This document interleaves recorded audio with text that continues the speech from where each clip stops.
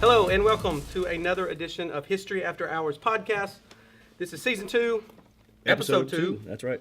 And we are doing this a little different. It is front of a live audience. We have, 60, 70 kids staring at their phones.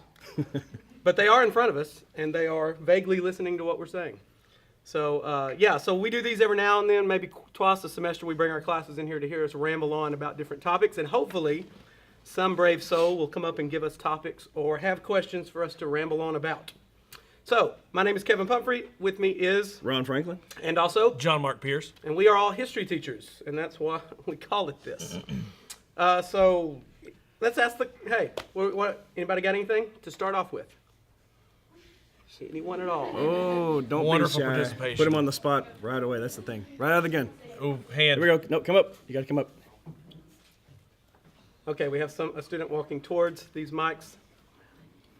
And now she's going to say her name. Teachers at this time, Hang on. and students whose last name begins with A through J plus Dakota Rangers need to be active and catch the bus. Okay. Plus Dakota Rangers. Once again, this is live. Can't control it. All right. Get him a little closer so I make sure that I can hear you okay. All right. Ready, set, go. Carmen, and I heard something on the news last night. There's a guy that's sexually assaulted 3 little kids at a certain part downtown this past summer. Downtown Hot Springs? Mm-hmm. Okay. And it's because he had some bad happening or something to him when he was little in that specific spot. So anytime he does something, he goes to that specific spot Okay. and does something right there. And I don't understand why somebody would want to do that. So the question is, what should we do about him, or? Well, I mean, what do you Hanging do by to his stop people toenails like from that? the... I'm a strong advocate of the death penalty for people who abuse children in particular. agree. So, I don't think that I would be a fan of torturing someone, but at the same time, I am a strong proponent of death penalty states' rights to execute. I agree. You have to ask yourself, can someone like that be rehabilitated? Is there any way to make them normal enough to be back in society? Would you ever trust somebody like that again? And I just don't think you can. I think there's probably things that happened in their past, which is obviously true, that messes you up in a specific way where you need to be for the rest of your life in a hospital, or we need to go ahead and let you go the way. Release you to your afterlife. Do you think that some sort of previous trauma in somebody's life is a viable legal argument to avoid something like the death penalty for someone who abuses and kills a child, let's say? Plead insanity. I'm saying that happens sometimes, right? So I wonder about that.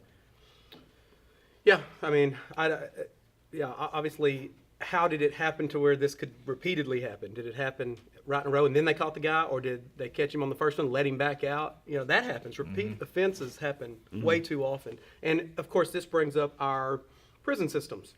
And we could go off on a whole podcast. That's what I was going to ask next. I was like, what is the use of our prison systems? Is it to rehabilitate, or are we just punishing?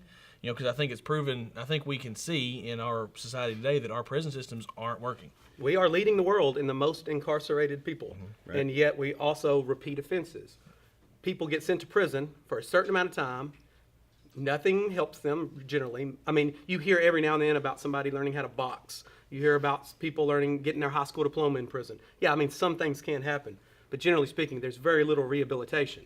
There's very little that we can do to make these people productive members of society. So then we just throw them back out after we've locked them up for a while, and they don't have any skills to deal with their, and then they just do the same thing. And we either have to change the system or something. But I don't know. There's so much money involved in the private incarceration. I was just about to say, private prisons, I think they need to go away. Yeah, it's for profit. How many people can we get in here? We get more The money. legislation is beginning to outlaw that, though. Heard that on the news the other day, When you yeah. start the private, I don't know if you students understand this. There's been a trend in the American judicial system where we've been privatizing prison systems, state and federal, which means that private corporations own those prisons, and they actually benefit from having more people incarcerated. And so one of the problems that we've seen with the explosion of people being put in prison is that these guys are actually profiting for that and would encourage longer, stiffer sentences for certain crimes. So they can fill these prisons up, so therefore they can get more money, and they are profiting from that. So they're profiting from human incarceration, whether they deserve to be incarcerated or not, or for as long as they are. That's not the point. But the money involved in that has been, in my opinion, sort of corrupted the nature of that. And they're working now after how many years? 25, 30? Well, think about to start to Johnson, work the that war money against out. drugs, and then Nancy Reagan's big "just say no." I mean, that push to lock up people for using drugs, even if they hadn't hurt anybody, they're in their homes, they get caught with certain drugs, they get thrown in jail. You know that you can use drugs for, and now there's a little backlash. People are saying, "Why do we have these million people in jail that did what's really a misdemeanor two or three times in a row, and now they're in jail?" Let me go down a tangential road. Do you think that drug use or abuse or even sale is as heinous a crime as torture and murder? Going back to what she was talking about with like say of a small child, perhaps. I think the variable here that you have to look at is who does that use, abuse, or sale, who does that affect?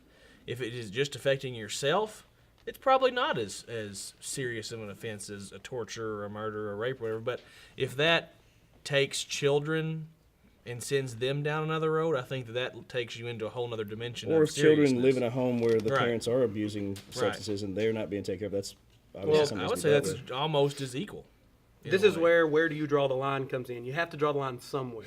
You can't have somebody selling drugs to kids, and you don't want heroin just being peddled around the town. But at the same time, to sort of underscore the point, do we throw all those people in prison and let them rot for an X number of years, and then throw them back out into society and think that they're going to function Yeah. and think that we're going to have a better society for it? I don't think that's right. And I think in this situation that mandatory sentencing needs to be at the because in our judicial system there's for a certain offense, depending upon what it is, it's a mandatory X number of year sentence. I Right. think that needs to have a specific case by case basis, depending upon like we're talking about. Was he just in his house and he got busted by a raid, or did they take him off the streets selling because of a bust or whatever to Does kids? it matter the kind of drug too? Let's say some guys just Well, yeah. I mean, obviously, there's going to be levels of let's narcotics. say I'm tweaking on NyQuil, right? Right. Throw you in jail. Gateway drug, man. Yeah, you have to determine the level of drug. There's going to be a difference between cocaine and heroin and LSD and acid and pot or whatever. And then there's also the intent. Bath Intent to soaps. sell, intent to just you're by yourself taking it, the harm it potentially could do to other people. This takes you could take any issue like gun control. You have to draw the line somewhere. We can't have everybody owning their own tank or bazooka. But at the same time, what can you own? I mean, this is where do you draw the line? And Thinking about the prison system, just before we branch off, there are other countries who have much more restrictive laws about drug use and sale, and I don't know if this is the right country or not, but I want to say it's an Asian country like Singapore or something where they actually will execute a dealer on a first-time offense. Again, I may have the country wrong. they but- don't. It is Singapore, but, I think. But they said when we asked about that, the question was, well, how do you justify having the death penalty? That seems so harsh. Don't you give people a second chance? And they were like, no, we don't. We would rather have an execution for one or two people a year because they don't have too many. We would rather execute one or two people a year than have your drug problem. And that's an interesting argument. Our government could do that. could do And that. within a year, we could wipe out. I mean, nobody's going to take that chance. If I get caught, I get killed. It's not like I go to jail for 6 months. the whole Do you Hold think do you think that drug use would actually drop in the country, or do you think they would just hide it more effectively? I mean, both. I think I mean, it's- if we it's- murder, if the state murders, which is actually what it is, well, technicality, right? If the state's doing it, it's legal, so it's not murder. I suppose it's still homicide. You're killing somebody. But if they do it, if let's say we kill all of the drug users and dealers, all of a sudden we don't have a drug problem. And you don't have to kill that many dealers for word to get out. Right. We need Probably not. another Word to spread. occupation. Let's go to First Mexico. offense out. I'd be interested to hear a student's comment on that. If there was anyone who wanted to speak up, if you're brave enough. Death penalty for first offense. Yeah, for everything. traffic Come here. tickets. Yeah. Come up here. Come on, cordial. No, she can talk. She just won't get punched. No. Come on now. You're slowing down the podcast. Come on. I don't have a reason why. Well, just tell me what you think. That'd be all right. You have no evidence to support your argument? Is that what you're trying to tell me? You up here in your no problema shirt. Yeah. That's my favorite. All right, what do you think Spanish about club what I shirt just said? to me. Your name is, Kajal. and what do you think about what we just talked about? I think that people should, even though, I mean, yeah, if someone did something bad, then they should be punished, but I don't know, there should be, like, a lot more, like, reasons to be towards the death penalty. Yes. If we see this as an epidemic in our society and it is harming families and children and breaking families apart and throwing people in prison, we have to have all of this money spent on housing and feeding and securing these institutions and the people in them, then is it a violation of their civil rights? Does the one person's civil rights, is it more important than society's right to exist without that nonsense going on? So that's kind of my argument. And also, every case, there's a gray area. You pull somebody over, hey, that's not mine, that was my friend's. Well, what if it was, and you kill this guy? You know, he left it in my car, I didn't even know it was there. So if you're gonna start killing people, you gotta make sure that you're killing the right people. If you start executing, and you know, there was that case not too long ago where somebody set up, there's a movie made about it, a person faked murdering somebody, and all the evidence pointed to him, and he willingly died, let the state execute him, and it came out after the fact. He had a videotape that was after his execution that was supposed to be given to the government, which it was. What is it? Gale was the last name of this person. Anyhow, it's kind of interesting because he set this whole thing up to where all the evidence pointed to him for killing this person. The state executed him, and then after the fact, they turned over to the state a video showing that he didn't actually do it.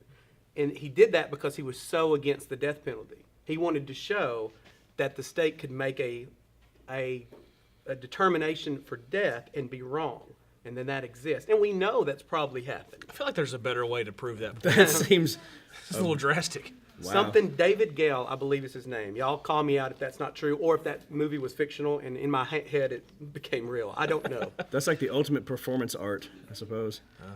Yeah, it's martyrdom though. You're giving your life for something you believe strongly in. The death penalty should be outlawed, and there's a lot of people out there that believe that. Yes. Interesting.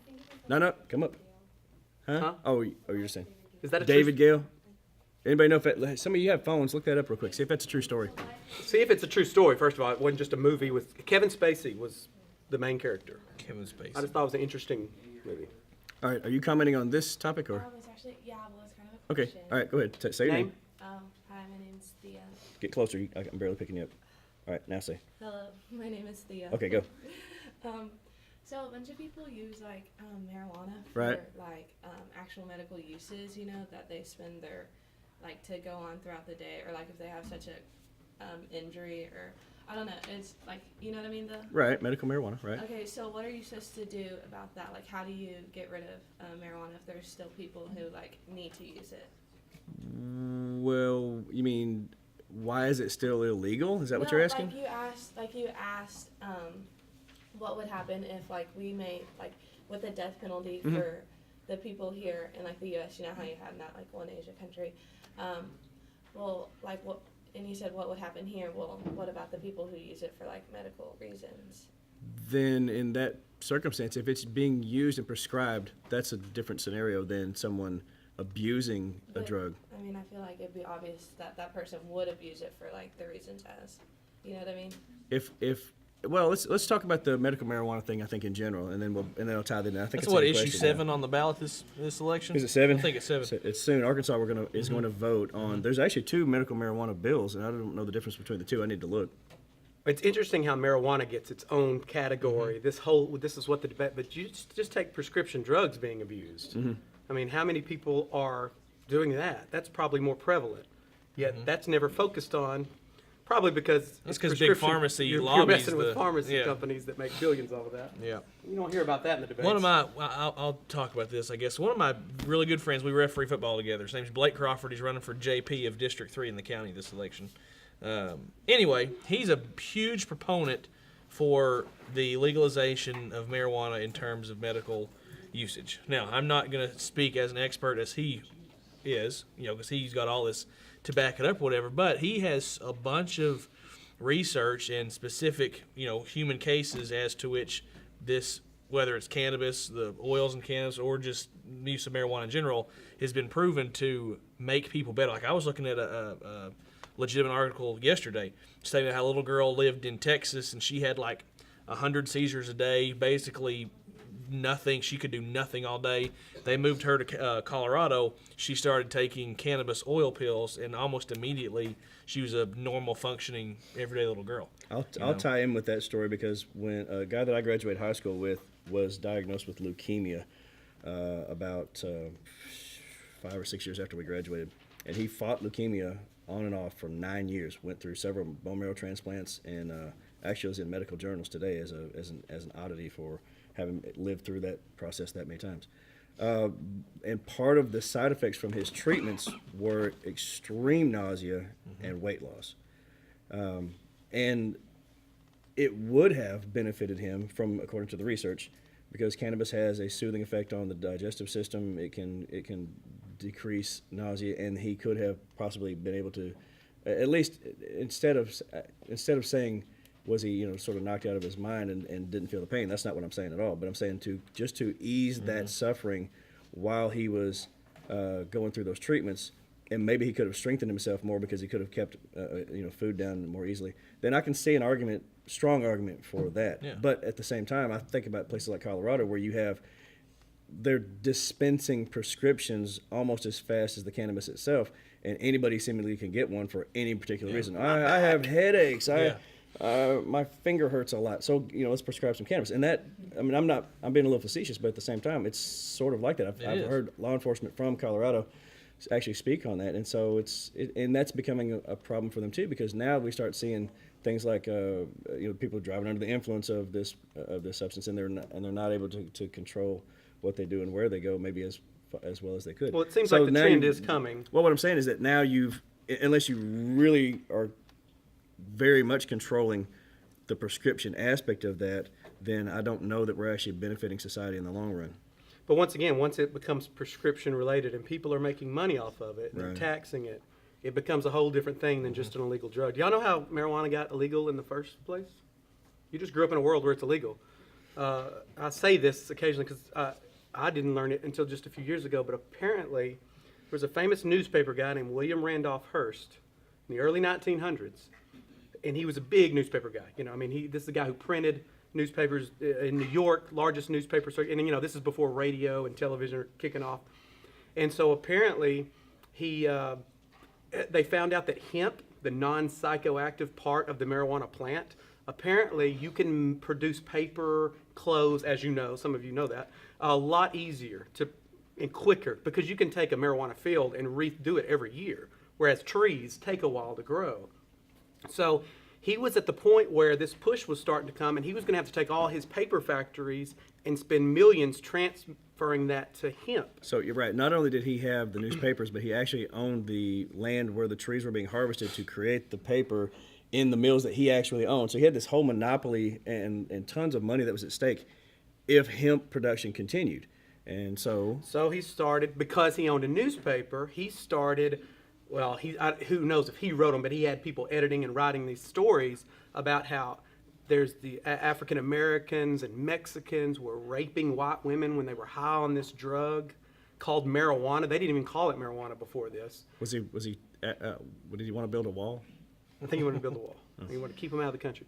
But this circulated through, of course, his newspapers that he owned and controlled. He also had congressmen apparently in his pocket, because we're talking about one of the most powerful newspaper tycoons of the early 1900s, and it was enough for Congress to push a law through outlawing this drug, and that's in the early 1900s, and it's just been illegal ever since. Where alcohol, as you know, we've had that since our beginning. Our founding fathers were known to consume alcohol quite readily when they were making the Declaration of Independence.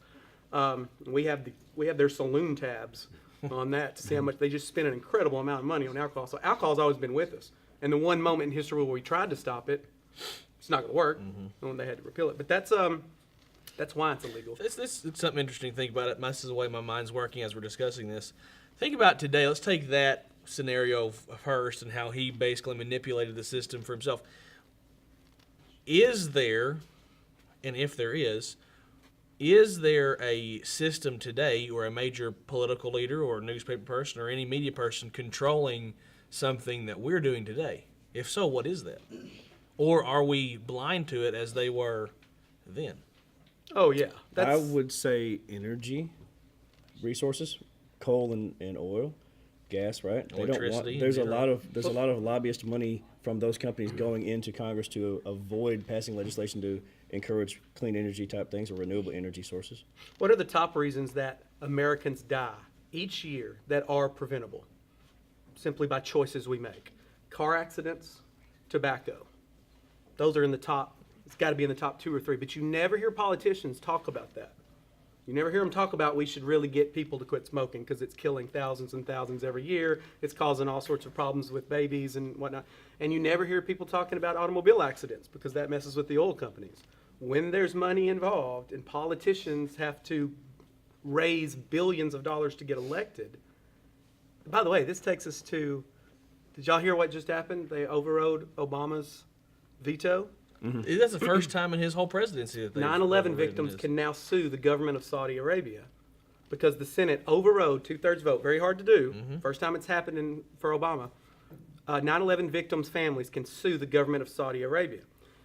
Now that sounds okay. Good. We're helping these folks out. So clarify, why would they want to do that? Why would the families want to sue Saudi Arabia? What's the connection? Because Yeah. because of the 9/11 attacks. I don't know what you're getting. Right. Well, it's been proven through the 9/11 Oh. Commission, and those papers were actually redacted for a while, but they've been opened up to the public. That I think a majority of the 9/11 attackers were actually from Saudi Arabia who had come into this country, and they were nationals who were actually, I think, known to the government. And apparently, there's some sort of tie-in with either they knew that there was something up with these guys. I don't think that they were specifically funding them, but the whole point was that they could have helped us maybe prevent them. And Saudi Arabia is supposed to be an ally. So now we've opened it up. There's been an international sort of agreement that you can't sue anybody's government. Yeah, most based on governments their are actions. immune from private people suing you. So this is the reason Obama vetoed this bill in the first place, is because now, for us passing this, which we did, and we have private citizens can now sue a foreign government. This could open up the can of worms that people could now sue our governments for maybe, of course, fortunately for America, we've never done anything wrong in the past. Right, yeah. Everybody So loves us. people can't sue us. I'm kidding, by the way.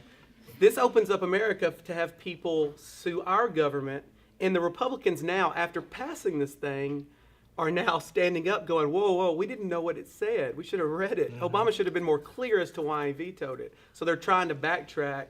But the reason they passed it, obviously, because it sounds good. And normal Americans aren't going to do the research. And it's time to get reelected. Some too. of those They're families getting reelected. Some of those families have already started to begin the process against Saudi Arabia too. I saw that in the news where they've actually started to sue. At the same time, another negative reason why President Obama vetoed the bill is 'cause think about this. If they do sue Saudi Arabia, who is supposedly supposed to be an ally, how does that make Saudi Arabia view us now? Like, let's say we do need help in the future. Let's say we do need some sort of alliance, sort of compromise or whatever. Saudi Help with Arabia what? can There's now. nothing going on in the Middle East that I'm Right, aware of. exactly. But what does that? Why does that make Saudi Arabia want to help us now? Why? I don't know, The but answer is That's it another doesn't. exactly. That's another part of the problem. Why President Obama I mean, we could have vetoed it. had a drone strike here in the last 3 months that killed innocent people, collateral damage, and then now that family can sue our government for, this could, who knows where this could lead. Well, I read in the news yesterday that a drone strike killed 15 innocent. I guess it was Afghanis or Iraqis just last week. Well, do you then open that process up to people who have been hurt by governments that we have supported in the past? Let's say Israel and some of the attacks that they've made on Palestinian citizens, and then can the Palestinian folks, their families, then sue Israel and us because we do support their system, and which kind of by proxy allowed that to happen. Well, if that's the case, then we're going to be sued by people in Vietnam. We're going to be sued by people in Syria. We're going to be sued by people in Japan. Well, maybe even Japan. You go back that far. Bosnia, Serbia, anywhere where we've been active. Libya, anything. Right. How far Colombia. back can you go? Can you go back and sue all the things Slavery? that the Reagan Native administration was Americans? involved in South America during the 1980s? Do we hear from Nicaragua? Do we hear from El Salvador? Do we hear from Colombia? Do we hear from? I like how you said that, Nicaragua. Nicaragua. Right. So I mean, that's exceedingly problematic, and they did not think that through. I So think, that's the thing, is they pushed this thing through. They overrode Obama's veto because it was Obama, number one. Oh, he did it, so we've got to try to. So the Republicans got together and decided to get the votes to override this veto, which is 2/3. Now they're going, oh wait, this is not good. He did veto this for a reason, and he's starting to, come around and say some of this like it's Obama's fault that he didn't explain himself better. Although he did do an interview on TV about why he vetoed the bill. Apparently they didn't watch that. So we had a Congress, question over that's the thing, is Congress being reelected constantly puts them in a situation where they just got to get votes and they don't really care how it happens. Our whole system is kind of based around that. all right, we have a student coming up. Question or comment? It's a question. Okay, good. State your name and then say your question. Patrick, how do you feel about the clowns? How do I feel about the clowns? I thought you said clouds. Like I'm in favor. Clouds are Causes beautiful. rain. Yeah. Clowns. Are the clowns beautiful? There's a growing issue in the country with people dressing up like scary clowns and standing on people's porches and then standing in the woods with machetes Okay, and whatnot. I'll speak to, oh, yeah, you speak go to ahead, this. 'cause- Okay, so a couple things. Here's the thing: if you're going to stand in some remote place, whether it's on the side of the road, wherever it is, It's free country, man. well, if you're doing it as a clown, because most people, I think, are terrified of clowns in general, which is rightly The so. movie It. Right, yeah, Stephen yep. King. When I was a kid. You open yourself, that's stupid, number one, but you open yourself up to ridicule and sometimes harassment and maybe even death. But here's the thing. Last night, I'll just tell you, last night at my house, someone attempted to break into my house while my pregnant wife was there by herself. Yes, can't make this up. And I was a mile down the road. Was it a clown? I don't know. I hope, maybe not. It maybe could have been. But anyway, I was a mile down the road, and here's the thing. Whether it was a clown or not, it's more of the principle of the matter is when you, like they say, if you play stupid games, you win stupid prizes. And if you're dressing up as a clown with a knife, machete, whatever it is, and you are, whether you're joking or not, and you're acting like or trying to assault someone, and you get killed, that's on you. That's your fault. Well, I live in a remote. This happened this morning. I live in a remote area, trees all around. I have a 1/4-mile driveway. I had to take the trash out. I had to carry these bags of trash down the driveway. It's dark because I leave my house, or I have to leave early to get here because I live so far away. Anyhow, it crossed my mind when I looked over and I saw this funny-shaped bush, and I thought, what if that was a clown? And I started this whole game in my head, What if? like, could I drop these? Would I use the bags, or would I just tackle this clown and just hit it till the red nose came off? Like, I was just playing this. I was getting pumped up, like I was ready to. You By were the time ready. I got back home, I was hoping there was a clown. All right, trying to- let me just automatically take the other side of this issue. I have the right to stand anywhere I choose, and you do not have the right to hurt me just because I'm standing there minding my own business. Not if I'm you actually were- if I'm actually coming at you with my machete and threatening you or saying some, if you feel that you are actually being immediately threatened, that's the whole idea, the immediate threat. If I'm just standing there, you do not have the right to tackle me, grab me, beat me up, shoot me. So you can say that all you want to. But at the same time, I have the right to be wherever I am and be left alone. Well, that's why I quantified If I'm trying to break it into your as- house, Yeah, fire away. That's but why I I'm saying- quantified it as if they are. Yeah, but just towards standing there, there's going to be, and the only reason I say that, not that I believe that you shouldn't hurt the clown because that's stupid. Don't stand in my yard. Yeah, don't be in my house. But from a legal standpoint, if they're not actually doing anything, I don't know that you have the right to do that, because then what if that clown turns around and brings you to court because, hey, I was minding my own business. Did you see these police officers and other people who dressed up as clowns just get arrested? Just for and they have not arrested, but like No, the police wait, officer in Whitehall, was it Pine Bluff? It He was got Whitehall, right? reassigned Yeah. duty because he dressed up as a clown and took a picture of it. He was also one of the school resource Yeah. officers there at Whitehall, and Yeah. the kids were like, "Oh, he's a great guy," but he lost his, or at least he Well, lost they that part of his reassigned him job. to Reassigned. patrol, yeah. You can't be around little kids because you dress up like a clown. I don't With know all that this that's being fair. said, though, Isn't that what clowns Halloween do? is coming up, and I know some of you have got the original idea. Ooh, I'll dress up like a clown. Listen, not everybody thinks like us. Oh, I better not touch the clown. It's assault if I do. Don't dress up like a clown for Halloween. terrible idea. You're- It's like- not a good Like idea. you said, stupid prizes. Find That's- something that's- unique, because you might get something. If Be a you ghost or something. take the wrong turn in Halloween. Why is that funny? I just don't understand. Like, why would people just all of a sudden? Is it? I don't know. Like, it was random. Are they? Is it? By the like- way, the revamp of the is movie it like? It is coming out. Is it like a purge mentality? Is that what the whole thing is? I want to scare people. All right, Lydia- all right, say things. Say your, My state name's your name. Lydia. I've heard that it's a publicity stunt because they're recreating the movie It next year. Yeah, that's what Ah. They're recreating the movie. That which could is be true. Awesome, because it's a They cool do stuff movie. like that. Yeah, but safety first, people. Don't dress up like a clown this Halloween. Dress up like, well, y'all don't dress up. You're too old, right? What's that creepy age where you're a little too old? When I was my senior year, Oh, no. my senior year when I was 17, I went around my neighborhood Trick-or-treating? Trick or treated. Yep. That's pretty awkward when you go, not trick or treat. Voice has already changed.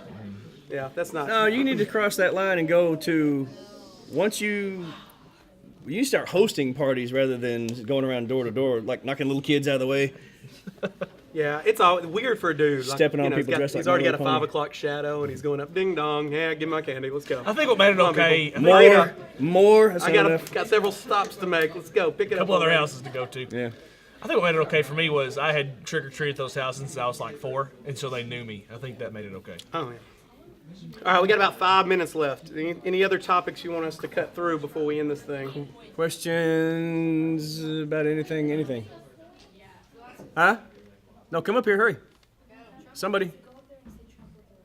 We don't have time for that. Yeah, we got Trump 5 or minutes. Hillary? Do we want to? We'll save that for the next class. We'll broach that with them. Or Johnson. Let's talk about Pumphrey's band. Let's end on that note. There you go. I see what you did All there. right, yeah. Talk about your band. I've been in a band for years and years. 15? Actually, probably about the time some of you were born, I started playing. And I play bass, and I sing, and I used to play drums, and I don't know. The name of the band is Sensory 2, and we play. The story behind the band name's kind of cool. Yeah, when we started, there were bands like Disturbed, Stained, Blink-182. Some of you might have heard some of these bands. There's also like R&B and stuff too. But there's no cool way to get a name. So I don't know what we called ourselves for a couple months. But the story is Sensory 2 came because nobody knows what that means, which is good. That's a good name for a band when nobody knows what it means. Because everybody always, what's Sensory 1? Did something happen? No. Yeah, 3 of our members died. We get revamped. Sensory 2. I'm kidding. Our drummer at the time, he was a school teacher, and he had a parent, and he taught 6th graders. And the mom of one of his students said, hey, he was going to Little Rock. He said, could you pick me up a game? And the student said, my drummer said, sure, what's the name of the game? And she said, I think it's Sensory 2. Sensory 2. It's a game called Sensory 2. He really wants this. And so my drummer went all around Little Rock, Best Buy, all the spots, could not find any game called Sensory 2. And he just had that in his head, Sensory 2, Sensory 2. Finally, calls back the mom. There is no game called Sensory 2. We've looked everywhere. And she goes, well, I want this to be a surprise for my kid, but let me ask him. And she goes, what's the name of that game that you were wanting? And this shows you how old I am. The kid goes, no, a PlayStation 2. I want a PlayStation 2. The console, not a game. So he laughed about that. And then we had band practice like 2 weeks later. Still didn't have a name. And he goes, what about Sensory 2? I was like, all right. And so here we are, 15 years later. So that's it. I like it. All right. Well, I think that's going to draw this one to a close then. Good job, guys. We appreciate your help. All right. If you would like to access, well, if you are listening to this, you have accessed it. But we are History Hours PC. On That's Twitter. at Twitter. And you can just subscribe on YouTube at History After Hours. And all you that are listening that hadn't done it yet, you should. And for Franklin and my students, I know they're getting some points for doing that. And they're going to tell me on Monday who all did that. My name is Brian Chambers. What is your stance on the issue of transgender bathrooms? Transgender bathrooms. At least it's not controversial. At all. No, it's a pretty clear-cut case across the country. I think most people are pretty okay with that. Obviously, that's a problem for a lot of folks, right? It's a problem for a certain amount of folks. I think it's the trend, though. I mean, I think this is a subject we just have to get over. I don't think that we're going to be, this is a subject I don't think you can, in our politically correct, progressive move that we've made over the last few years, I don't think this is something you can just dig your heels in on, and unless how do you even legislate that? Well, I think let's kind of start from the opposite end. We've seen some folks who are really reacting negatively towards that particular topic. What is it in North Carolina that they've passed? They've actually banned the idea that there should be transgender bathrooms, or even co-ed maybe. Yep, and there's a backlash to that, too. There's a huge amount of backlash to that. We've got lots of folks who are boycotting that state. You have entertainers who are boycotting the state. The NCAA has actually put sanctions against the state, saying we're not going to hold tournaments here. the universities, you got the Tar Heels and folks, and they're Didn't Maroon 5 cancel a concert? concerts have been canceled. I don't know if that really affects their economy too much, but at the same time, it sets a precedent showing that people are willing to step up and say, we're going to hammer you economically because you're not following the trend. The trend nationwide is that there is more accommodation for folks who are in the middle of some sort of trying to determine their identity and who they want to be and how they want to live their lives. And so that becomes the real issue. I don't know that it's so much about the bathrooms themselves as it is people, the older, more, let's say, status quo type Americans who are unwilling to see something change because it's not something they grew up with. Even though it may have been happening around them and they just weren't aware of it, and folks were struggling with identity issues, they just didn't know that was going on. But now that it's become more publicized, and it's extremely publicized because you have some big name entertainers. Well, it started too. with Jenner, Caitlyn Jenner. Well, I'm sure it started before that. That, but yeah, well, that's where it seemed to take, and this was my problem with it, is this really something we need to focus a year of our time on? Do we not have bigger problems? And I understand for some people this is a big deal. I think from a civil rights standpoint, it is a big deal. Yeah, that's what I'm talking about. But we have focused on just the bathroom issue. And what you Right. have is you have a lot of people with zero research. And they consistently, the argument is, well, if my daughter's in one of these and blah, blah, blah. You can understand folks being concerned about the well-being of their Correct. children. And that is definitely the empathetic card to play. I mean, if you start talking about kids in these bathrooms and somebody is discussed, but apparently, I don't know the numbers on this, but I don't think that's been a problem. I've never heard of it really being an issue. Right. I don't know any statistics on People that. are saying that that's going to be an issue, but I haven't heard any backlash from that as far as, somebody being sexually assaulted in a transgender bathroom. Now, at the same time, this thing, like a lot of things, there's groups now that think there should be no distinction between gender in any case at all, which biology kind of tends to disagree with that. I mean, generally speaking, there are genders. All right, so let's break that into a couple of larger issues then. Since you brought up the biology aspect, I think that it's absolutely clear that there should not be gender identity in job specification, in clothing choices, in whatever it happens to be. When we were kids, you would go to a store or something that had a very clearly marked say, this is absolutely the girls section, and this is absolutely the boys section. And in the boys section, you had things like war toys and military things and like G.I. Joe and sports and entertainment type stuff. And on the girls' aisle, you had like bakeware, and you had everything was pink and They still have that to a and that's degree. interesting. Yeah, well, but the point I'm making is that while that's fine because some boys are going to want to gear this way, but at the same time, if you were a young boy and you were caught on the girls' aisle, then all of a sudden they're like, what's up with that guy? Or, vice versa. She's a tomboy. She didn't like girly stuff. And I think that by pushing people in a direction or one or the other and sort of, and jumping on them and criticizing them for saying that they were maybe interested in something that was on that other border, I think that stifles the well-roundedness of individuals, and therefore it created some massive problems. I think that when you open that up and say, you know what, if you want to be a girl who enjoys pink and dresses and flowers and beauty stuff, and fantastic, go be that. That's what you want to be. But at the same time, if you want to hunt and you want to be, wear camo all day long and that, you shouldn't be criticized for that. That's something that's part of your personality, and let them explore that. Same thing with a boy who says, well, I want to go and we want to play Army and we want to dress up like that. Fine. But if you say that a boy wants to, I want to learn how to cook, and I want to have a bakeware set, and I want to hold a baby, then they've been criticized in the past for that. But at the same time, why would we criticize young men for wanting to care for a child? That's a ridiculous aspect, and I think that when you have that as a young boy, you say you can't show emotion and you can't have sort of those tender moments and still be a man, then I think that we've created a scenario where people are not as good fathers as maybe they could be. So when I think about the gender identity, what speaks to me mostly is the fact that we've sort of pushed people in the past to, you can only be this and you can only be that, and anything in between is going to be weird. So I think that it's good that we're doing this blending because we're more well-rounded and people can explore what they like. When it comes to a biology standpoint, chromosomes make a difference. You can change the way you look, you can change the way you dress, you can change your body, you can sculpt different aspects of your body, and you can look different ways, and you can look more feminine, more masculine. But at the same time, at the core of who you are, you either have two X chromosomes or you have an X and a Y chromosome, and that's that. That does not change. And so, but I don't know how does that even really matter? Well, what dictates your sexuality? Is it your reproductive organs or what's inside your brain? And somebody might be born with certain organs, but their brain tells them something different. So now how do you... Well, part of what I'm saying is that the argument's kind of moot. Right. Like, I'm a man. Do you have a Y chromosome? Then biology says you're not. Right. If you have two X chromosomes. But at the same time, who cares? You live like a man. Live the life that you want to. And so, but because we want to allow that to happen, then all of a sudden we have to have these interesting movements in legislation that promotes. We have to push people to accept transgender issues. When in reality, we should just leave people alone and let them be whoever they want to be from the Right, very but beginning. when we were kids, like you were saying, I mean, it was such a different culture.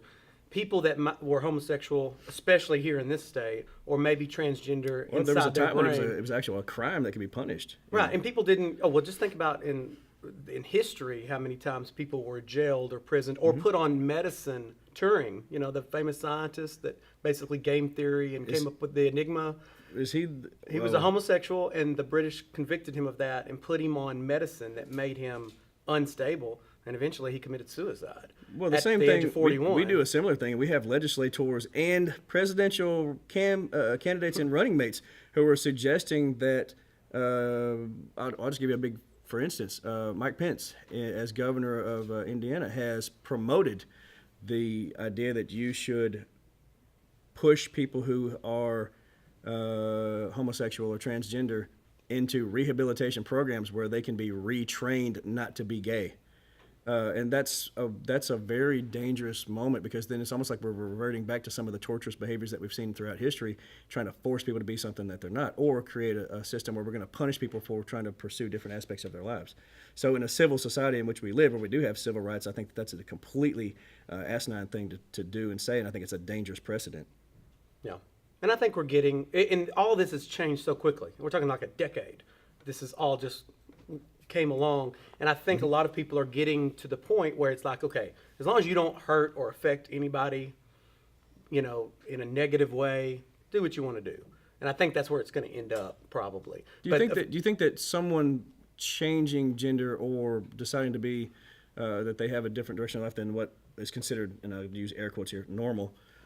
Do you think that the real problem is that other people are afraid themselves because they've been told so long and so often that that's wrong, and so therefore they're not sure how to handle that? So it's not really a problem with the other person. They're not sure how to handle their own emotions about what that person is doing.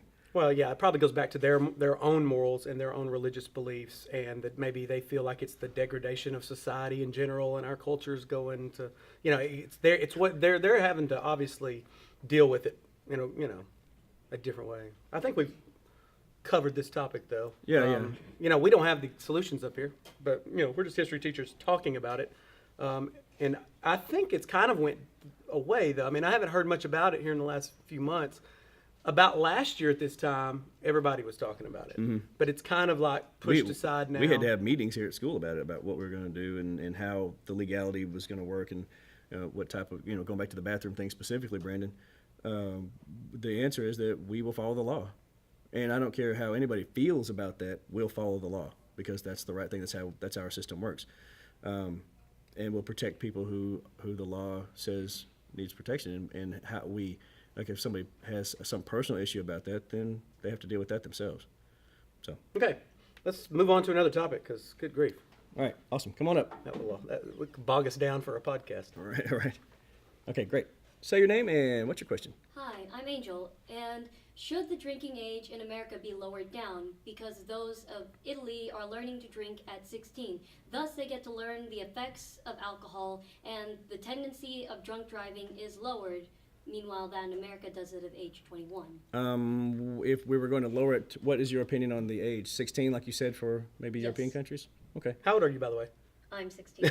I'm just kidding. I knew she was 16. She's in my class. Yes, baby lower it to runner. my age. Well, okay, so here's a slippery slope as well. Okay, so the age should be lowered to 16. It used to be 18 in this country. When did that change? I don't know. Vietnam? Anybody? Vietnam? Somebody can look that up. Who has a phone? Look that up. When did the drinking age in the United States go from 18 to 21? And state by state, they had to figure that out for themselves, because even when we were in high school, I remember Louisiana still had 18 as their legal drinking age when everybody else had gone to 21. 1984. Wow. 84. All right. That's not that long ago. Okay, so post Vietnam. Okay, so her argument was, hey, in Italy they drink at 16. They understand the effects of alcohol earlier. Would you want to go even younger? Where is the line? Is it 16? Why is that the magic number? I mean, we obviously don't want to put it in nursing bottles for babies. Hey, they're understanding the effects of alcohol. They grew up with it. I want to say this about that. When people compare America to most European countries, the culture, especially surrounding alcohol, is so different. I've traveled to Europe several times. You have as well. Culturally, it's the way they view alcohol is very different than Americans. I don't know why or where this goes back to. Maybe because we're a relatively new country, comparatively speaking.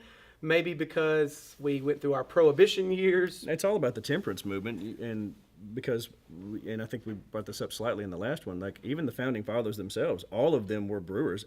Every single one of them had their own private brewery. They made their own alcohol and were happy to sell it, consume it themselves. So The it's 1800s, you had the Second Great Awakening, you had a Right. conservative move, you also have a country that is far more religious than most countries in Europe, Protestant specifically. And the evils of alcohol were tied in to our society. For instance, husbands beating their wives. What's the cause? Alcohol. And there was a movement among women mainly, the Christian temperance movement, that basically tied alcohol to evil and said if we could get rid of alcohol, we could solve most of society's problems. And of course, this went all the way into the 20s with the prohibition. We passed an amendment, which is hard to do. So enough people supported this thing to make alcohol illegal. Now, it only lasted, 10, 12, 14 years. It was repealed for various reasons because people that were drinking did not stop drinking.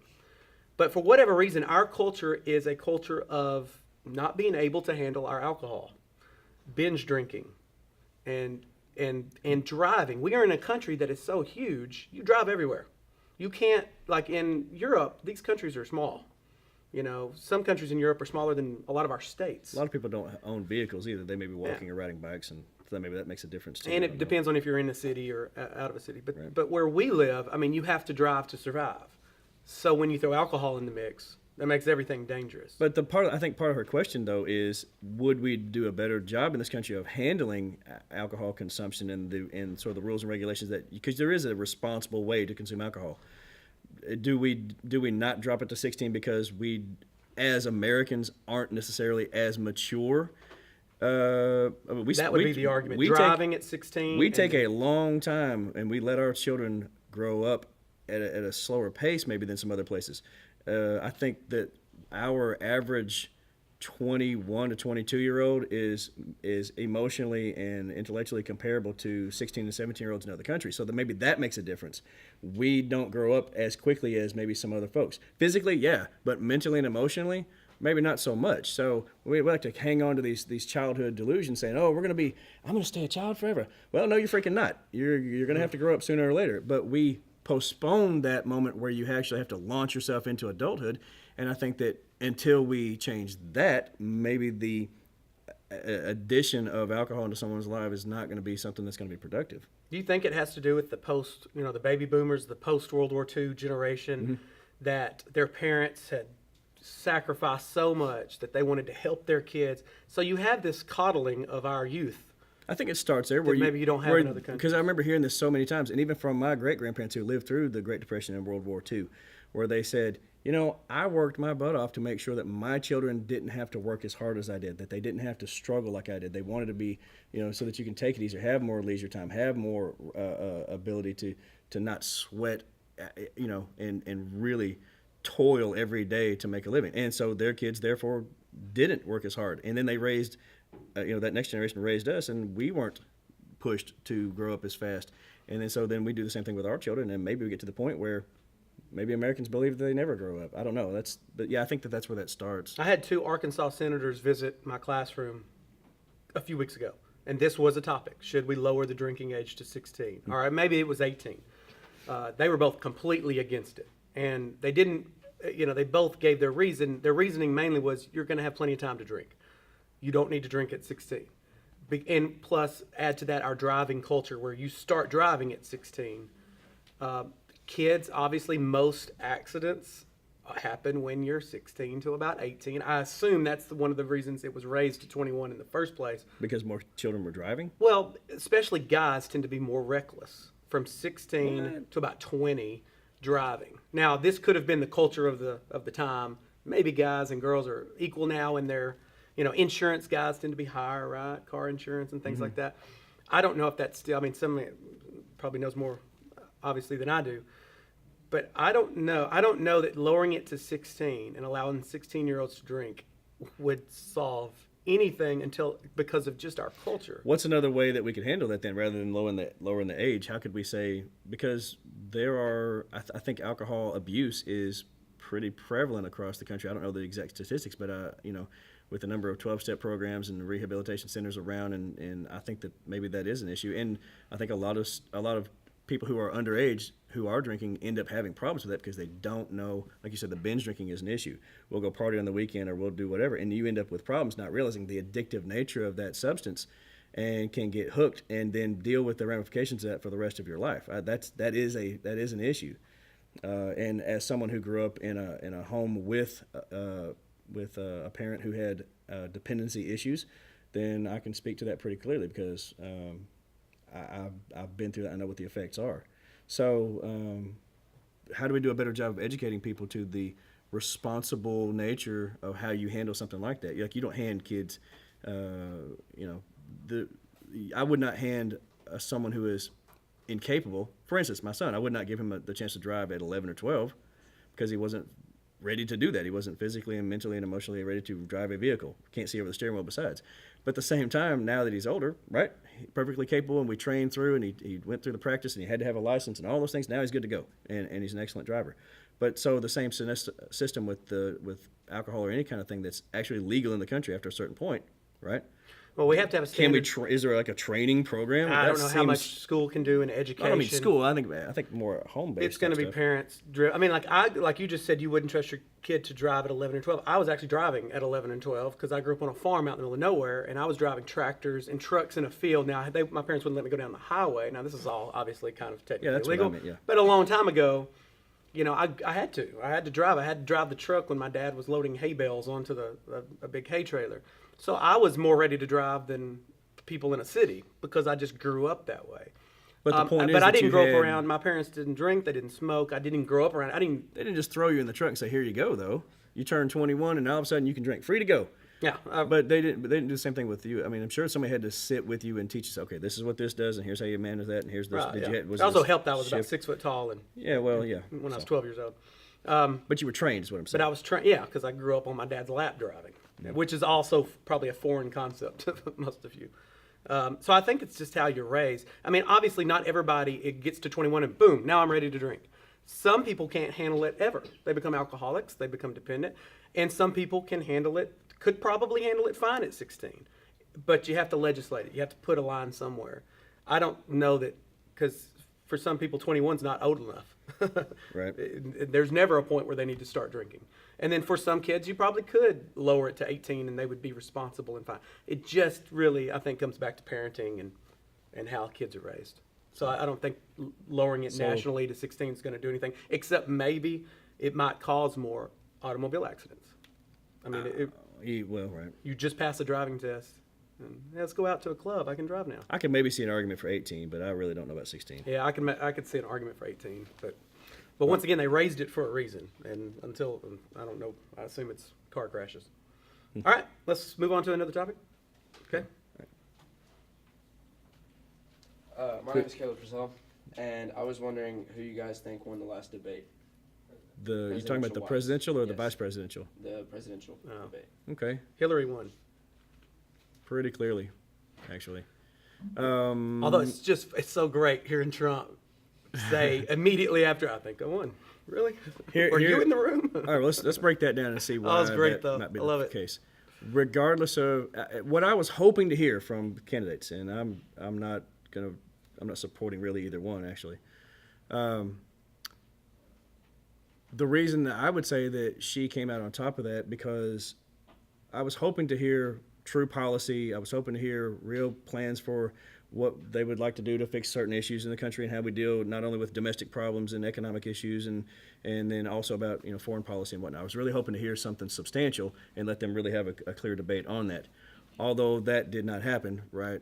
That was basically turned into talking points and them just sort of slamming against each other, saying, "Well, you said this and you said that," and pointing fingers. But I think when you look at the pointing finger game that took place, that in order to remain viable as a candidate for politics, whether it's presidency or not, that remaining calm and keeping your demeanor, I think that's a big part of that. And so policy-wise, we can argue that all day long. Does Trump have a better plan than Hillary does for the economics to try to put the country on a different course, to try to help middle-class citizens who may be struggling?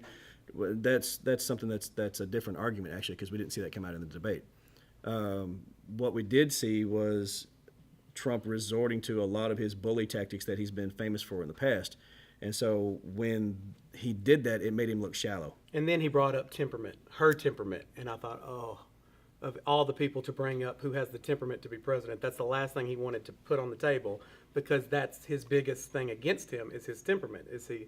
Now, I will say this. Also, you have to, if you listen to any of the pre-debate stuff, Hillary's been fighting pneumonia. People have been questioning her. So they were saying, okay, she can't cough. She doesn't need to do that Hillary laugh. She can't talk loudly over people. She had all these restrictions. And then for Trump, they said, well, he just needs to, if he could just remain calm, he'll win. And he was unable to do the one thing he needed to do. It seemed, and him interrupting her however many times, that just made him look bad. So I mean, everybody, the consensus by nearly every poll was that Hillary won. But just to clarify, it wasn't really a debate. Right. It was more just like it was grandstanding on both sides. And you think that would actually make him have an advantage, because that's what he does.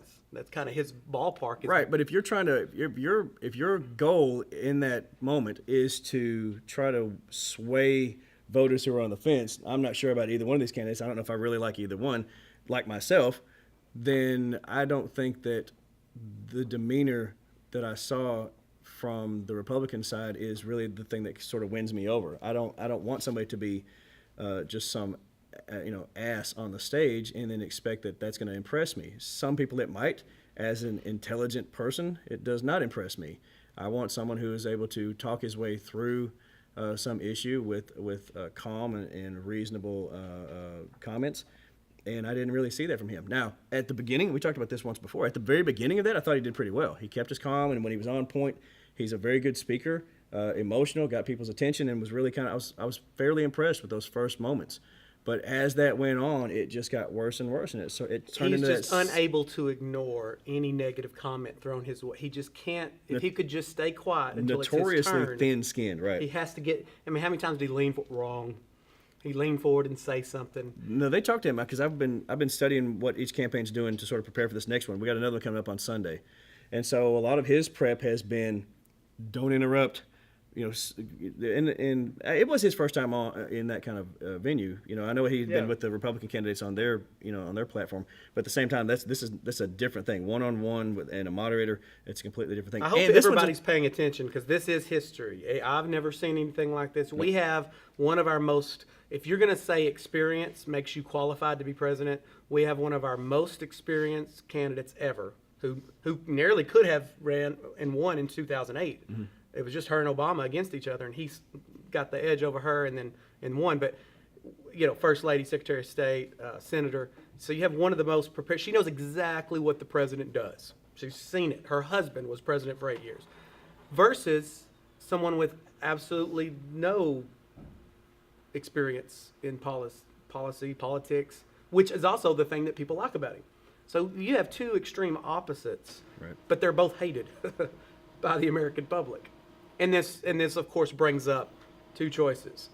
What if everything you did, you only had two choices? Okay, this morning I can either have eggs or bacon. Yeah, everything you did was two choices. That would be a horrible life to live. But in politics, and of course, there's a move against our the people that do the debates. The debates are it. This is where people get elected. If you don't make it to the presidential debates, you don't have a shot. And this is Gary Johnson, and that they're complaining that they should be at least allowed because he's polling at whatever 10 to 12%. But the people in charge of who gets to debate are ran by the president of the Republican Party and the president of the Democratic Party. So it's set up in a way to just keep the Democrats and Republicans in charge. Right. Independents really don't have a shot to get on the stage. Right. I mean, think about Bernie, who was an independent for most of his life. He had to become a Democrat even to have a shot so he could get at least a little media coverage. You know, it's kind of sad that you can't stick to your convictions and not be either of those and have a shot to be president. So on the next one then, what we should be looking for to kind of look forward then is a more well-polished delivery from Trump. Stay calm. Don't let her get under your skin because she's going to try. And maybe just pick at him little things that she knows irritates him. And I think that was her strategy in the first one. So they're both going to have to do this a little differently to see where it goes. And this is a town hall style meeting where they're going to have kind of like we have you guys in here with us, and you can interact. There's an audience that's going to be in front of them, and they will be allowed to ask questions of the candidates and then see where they go from there. And so, I think he's gonna. I think he's gonna stay calm when she's talking, but I think he's gonna attack her a little bit more because he can't go policy to policy with her. He can't. He doesn't have. I mean, he just doesn't have it. He doesn't have the knowledge. But I don't. Again, this isn't these. We call these debates, but they're not truly. Right. And so I think that the best thing for him to do is to show people that he can be reserved and calm and if you don't have self-control, how can you then help run the country? Right, because there's so many different variables. Stay calm. So that's going to be That's going to be what he needs to do if he's going to actually show better in this next. But debate. he's got to focus on her past. I think he will too. Yeah. He's got to hit her with the emails and all the scandals, but also, hey, all her failures, and he has to be calm doing that. Well, that's so if he can. And the students learn this in their literacy classes, and also we talk about it in the history. How do you persuade people to come across? How do they persuade people to listen to you? You have to build those three things, those Aristotelian appeals: ethos, pathos, logos. And so she's got, she has a built-in ethos because she's had so many different upper-level jobs. She has that experience, so that she brings that to the table with her. There are statistics that will show that she's been able to do certain things, and she has different plans that can be, economists and whoever look at those. So she's got all that on her side. He doesn't really have much of that other than the fact that he's a successful businessman. That's his ethos.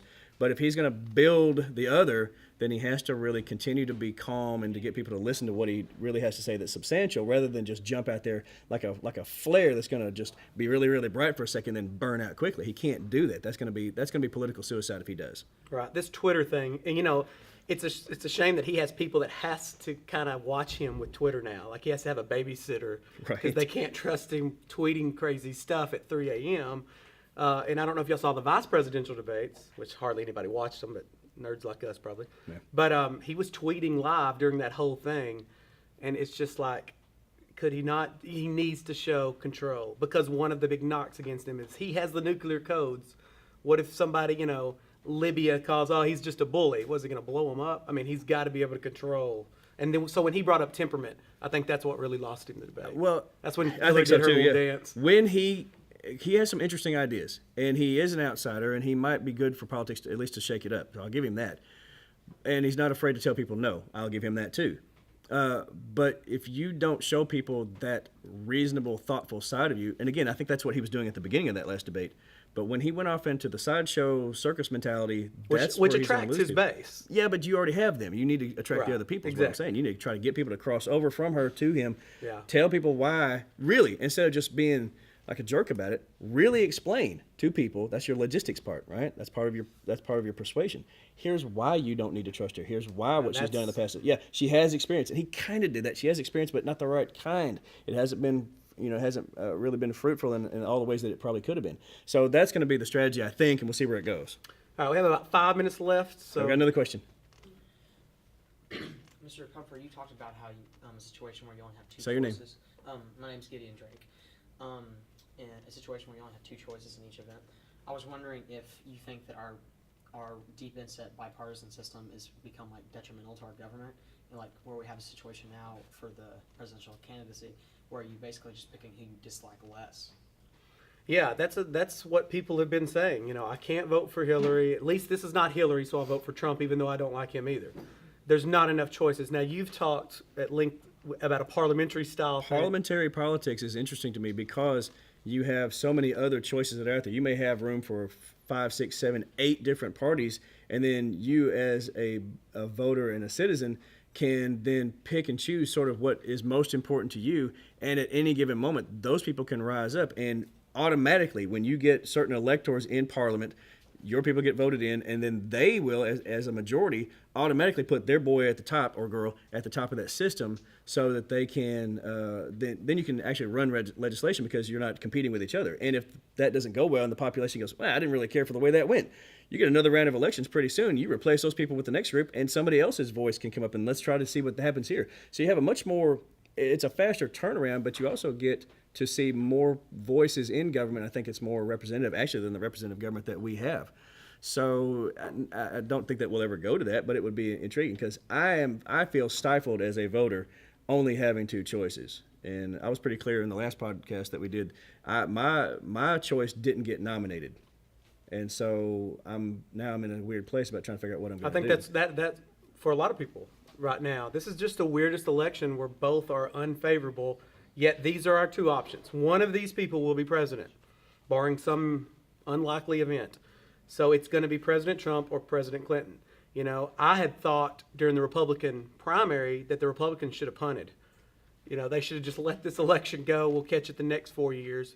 But they wiggled their way behind Trump, and it wasn't an easy process, as you've seen. But a lot of them are against that, too. I just saw yesterday where 30 more Republican legislators, current and ex, have come out and signed a statement saying they will not support him because he does not truly represent the values of the Republican Party. And no former living president supports So Trump. what we may see, just to kind of time with your 5 question, we may not have a bipartisan political system next time around because the Republican Party is in jeopardy of splitting itself into 2 or maybe 3 pieces. Which would be history, and that's why hey, any kind of mix-up, I think would be good. I think we had one of the best systems of government in the world for so long compared to the monarchies of Europe.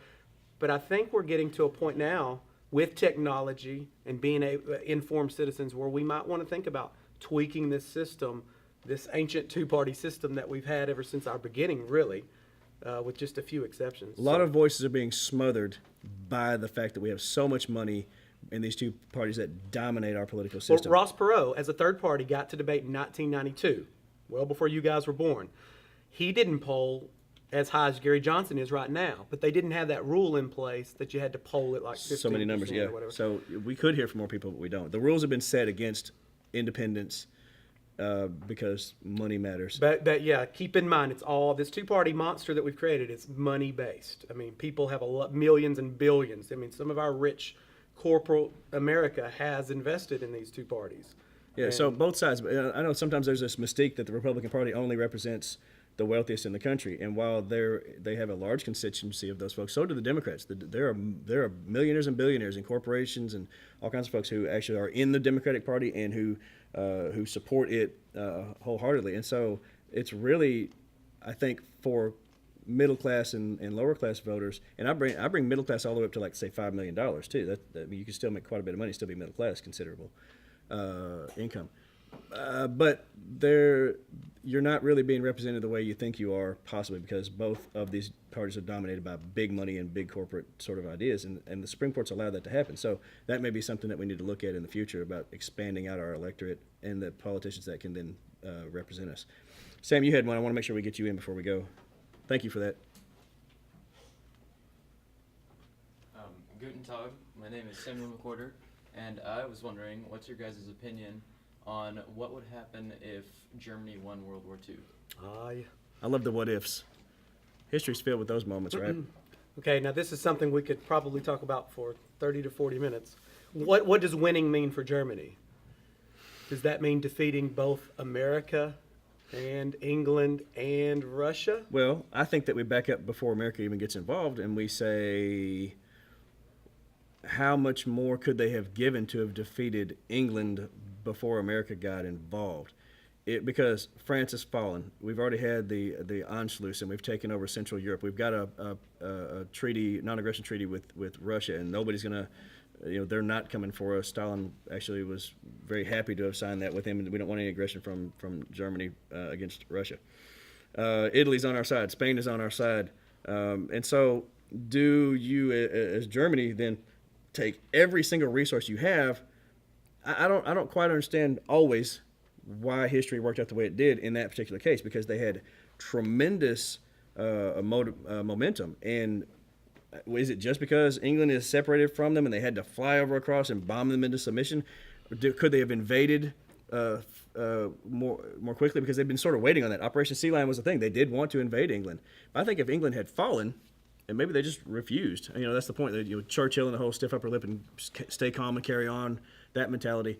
That made a huge difference there. They just would not back down, even off that coastline. So therefore, Germany couldn't thoroughly invade. But what if they had? What if they just gone like full D-Day on England, and taken all the resources they had and just swamped that island over? Then all of a sudden, the war's over. Russia doesn't get involved. We don't get involved, and now everybody's sort of figuring out that Germany owns Europe, or at least. But don't you think we get involved then? I don't know. I don't know that that's the thing. If they have all, and we were giving them supply. I mean, we were steadily increasing our involvement, even though we weren't technically at war. We definitely were helping England. It was obviously without Japan taking us into it. I don't know that we would have. And I don't know that Japan would have, because they're allied with Germany too. And if England had surrendered and the war ends in Europe, then they could get alliances. And they, do we then at that point go, that's too big of a line to cross? Maybe they don't need to attack us at Pearl Harbor, and therefore that's that. So what does the world look like after that fact? A united Europe under German leadership would be maybe we would see greater technologies and greater advancements in medicine and science. And we can talk horribly about the Nazis, and they deserve to be talked about because they did some really terrible things. But at the same time, they were extremely intelligent. And like I said, medicine and sciences and technologies. Yeah, we actually helped ourselves because those boys defected over here and helped us create, the sciences that led us into the future. What if they had stayed there? Okay, unfortunately, the bell is about to ring, so we're going to have to end this podcast episode. You can follow us on Twitter at History Hours PC, or you can find us on YouTube. There's the bell. All right. And goodbye. Thank you, guys.